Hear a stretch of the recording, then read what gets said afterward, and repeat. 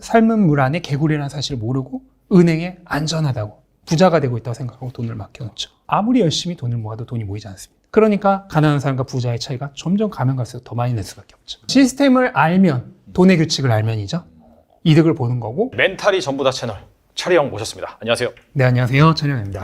돈을 지배하는 5가지 규칙이 있다라고 말씀하셨는데, 간단하게만 설명을 드리면은 그 돈을 벌고 모으고 불리고 관리하는 것까지를 모두 다 담고 있는 거고요. 돈을 열심히 모아도 돈이 늘어나지 않는 게 어떻게 보면 우리한테 가장 큰 고민이잖아요. 그렇죠. 예, 그거의 원인이 돈을 불릴 수 없는 곳에 돈을 모으고 있기 때문에 우리가 알고 있는 인플레이션이라고 하는 거는 실제 물가 상승률을 그대로 반영하고 있지 않아요. 그냥 가장 단편적인 예가 미국이 인플레이션이 소비자 물가가 9%, 10% 오를 때 한국은 그 절반인 5% 정도밖에 안 올랐어요. 그러면 한화가 달러보다 훨씬 안정적인 통화라서 절반밖에 물가 상승을 안 했을까요? 말이 안 되잖아요. 예. 그것은 뭐냐면 인플레이션을 어떻게 반영하고 보고하냐에 따라서 천차만별 2배까지도 차이가 날 수 있고 더 날 수도 있겠죠. 예, 날 수 있기 때문에 그거 자체는 신빙성 있는 증거가 되지 못합니다. 5% 이자를 받았다고 해볼게요. 근데 방금 물가는 실질적인 화폐 가치는 몇 %씩 떨어진다고 그랬죠? 아까 한 7. 예, 몇 %? 7.5% 떨어집니다.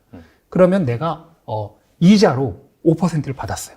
근데 화폐 구매력은 7.5%가 떨어졌어요.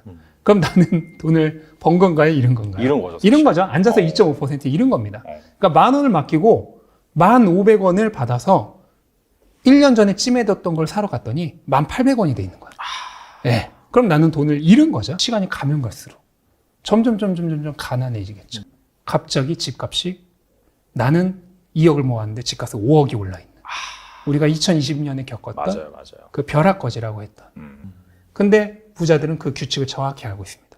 그래서 어떻게 모으고 어떻게 분류하고 어떻게 전환하고 어떻게 증폭시키고 어떻게 관리해야 되는지 알아요.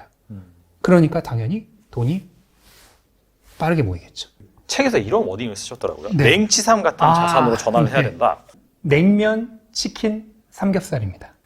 얼마 전에 보니까 냉면 가격이 10,000원이 넘는 곳들이 많이 있더라고요. 진짜 네. 많아요. 네. 그리고 삼겹살 가격도 한 1, 2년 전보다 거의 2배가 올랐더라고요. 네. 그런데 한번 생각을 해볼게요. 10년 후에, 20년 후에 과연 냉면 10,000원을 넘긴 냉면 가격이 20,000원을 넘기는 일은 있어도 다시 5,000원으로 돌아갈 일이 있을까요? 그럼 얘네들이 왜 오를까를 생각을 해봐야 되죠. 그럼 왜 오를까? 10년 후, 20년 후에도 사람들이 계속 좋아하니까. 그럼 우리가 어떤 자산을 사야 하는가를 생각해 봤을 때도 이 냉치삼을 생각해 보면 결국 똑같아요.